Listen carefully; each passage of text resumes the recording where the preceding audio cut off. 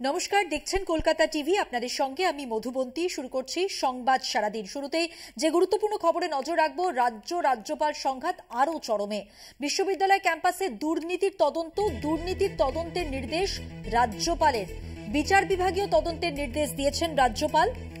1 সদস্যের কমিশন তদন্তের মাথায় অবসরপ্রাপ্ত বিচারপতি। বিশ্ববিদ্যালয়গুলি ব্যবহৃত হচ্ছে রাজনৈতিক উদ্দেশ্যে, বিচার বিভাগীয় তদন্তের নির্দেশ দিলেন রাজ্যপাল। শুভঙ্কর মণ্ডল প্রতিনিধি টেলিফোন লাইনে রয়েছেন, কথা বলবো তার সঙ্গে। শুভঙ্কর, এই যে বিচার বিভাগীয় তদন্তের নির্দেশ দিয়েছেন রাজ্যপাল, ঠিক কোন কোন বিষয়গুলিকে ভিত্তি করে?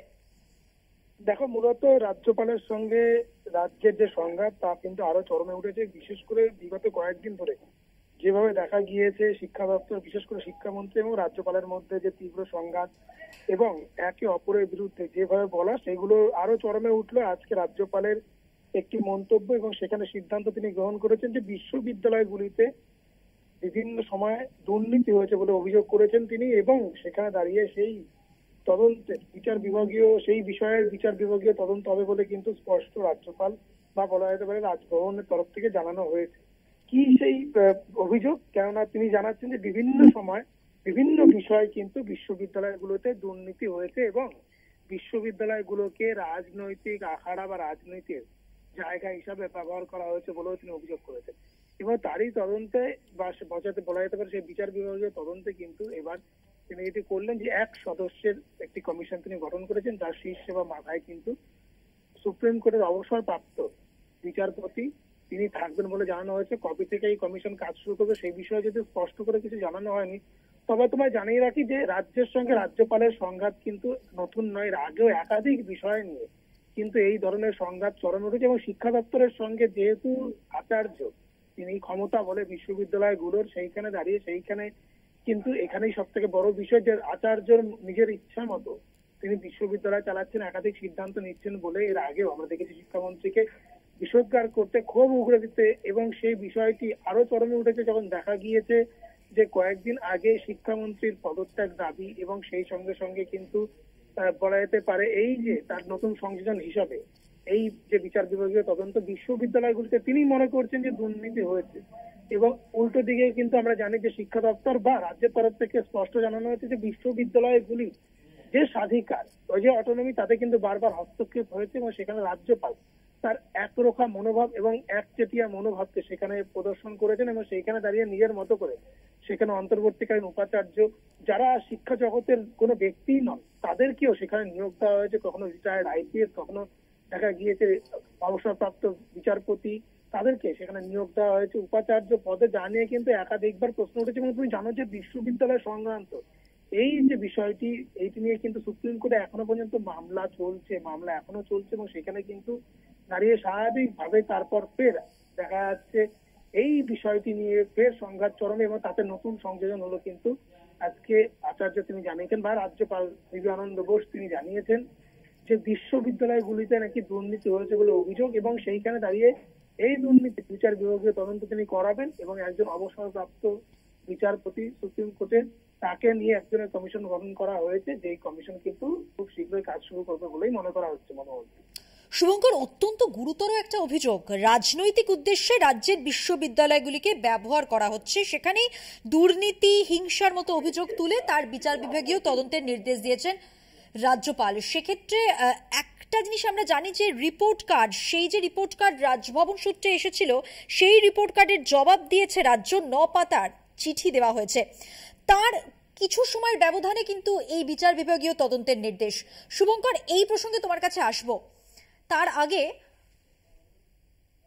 অরূপ চক্রবর্তী তৃণমূল মুখপাত্র আমাদের সঙ্গে টেলিফোন লাইনে রয়েছেন, অরূপবাবুর সঙ্গে কথা বলবো। অরূপবাবু, রাজনৈতিক উদ্দেশ্যে রাজ্যের বিশ্ববিদ্যালয়গুলিকে ব্যবহার করা হচ্ছে এই অভিযোগ তুলে এবার বিচার বিভাগীয় তদন্তের নির্দেশ দিলেন রাজ্যপাল। রাজ্যপালের অবিলম্বে আমার মনে হয় কলকাতা এই মুহূর্তে বাইরে তাপমাত্রা প্রায় 37-38 ডিগ্রি টেম্পারেচার, রিয়েল 43-এর কাছাকাছি।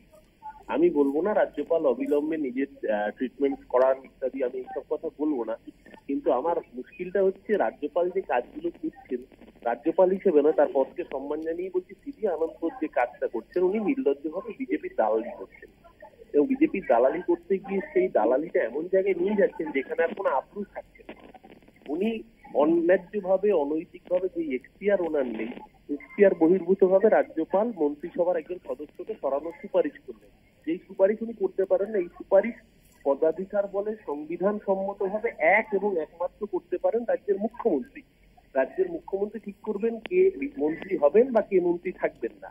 রাজ্যপাল শুধুমাত্র সাইডিং অথরিটি, আলংকারিক পদ, নৈবেদ্যের উপর কাঠালি কলা ছাড়া রাজ্যপালের আর কোনো রোল থাকতে পারে না। সংবিধান তাকে সেই অধিকার দেয়, কিন্তু তিনি সংবিধান নীতি নিয়মের তোয়াক্কা না করে উনি সরাসরি সুপারিশ করলেন বরখাস্ত করার। কেন?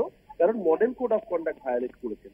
Model code of conduct violate করলে সেটা দেখার কথা নির্বাচন কমিশনারের। রাজ্যপাল কি নির্বাচন কমিশনার হয়ে গেছে নাকি? কেউ কি দালালি করার অধিকার দিয়েছে? আর model code of conduct violate হলে তো রাজনৈতিক দল অভিযোগ করবে। তাহলে উনি স্বীকার করে নিন যে উনি বিজেপির হয়ে কাজ করছেন, তাই বিজেপির রাজনৈতিক অভিযোগটাকে উনি নিজে তুলে ধরছেন। তাহলে উনি অফিসিয়ালি বিজেপির স্পোক্স পারসন হয়ে যান। উনি আর গভর্নর হাউসে বসে আপনার দেওয়া ট্যাক্সের টাকা ধ্বংস করে রাজ্যপাল হয়ে বসে রয়েছেন কেন? এইবার যখন কোনো অভিযোগই মান্যতা পাচ্ছে না, তার জন্য নতুন করে নাটকবাজি শুরু করেছেন এই দুর্নীতির অভিযোগ।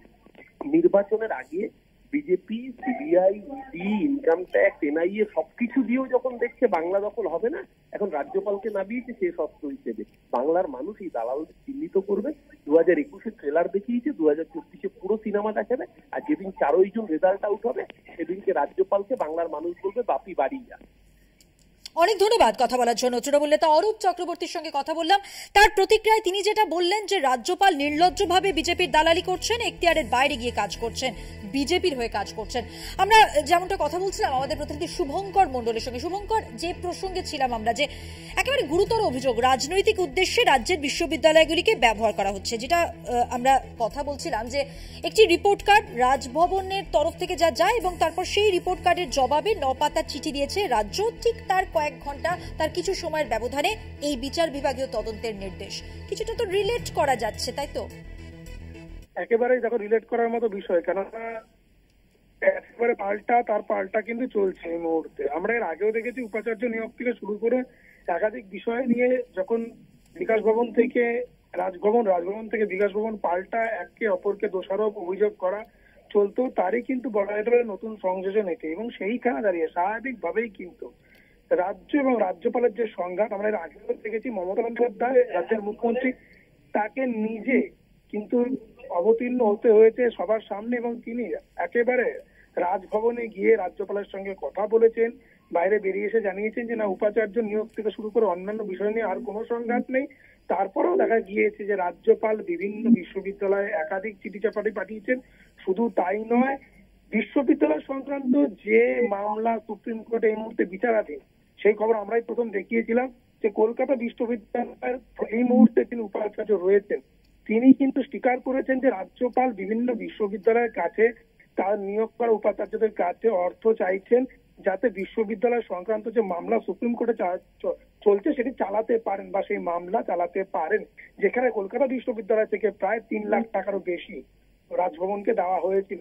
ফলে এইগুলোতে একেবারে প্রকাশ্য যে কোনো না কোনো ভাবে দেখা যাচ্ছে রাজ্যপাল তিনি অভিযোগ করছেন যে রাজনৈতিক উদ্দেশ্যে বিশ্ববিদ্যালয়কে ব্যবহার করা হচ্ছে। কিন্তু অপর প্রান্তে দেখা যাচ্ছে যে রাজ্যপাল মামলা চালানোর জন্য বিশ্ববিদ্যালয়গুলোর কাছ থেকে তিনি অর্থ চাইছেন, যেগুলো এর আগে আমরা বিশ্ববিদ্যালয়গুলোকে শিক্ষা দপ্তরের তরফ থেকে চিঠি দিয়ে একেবারে স্পষ্ট বলা হয়েছিল যে কেউ কোন রকম অর্থ সাহায্য করবেন না।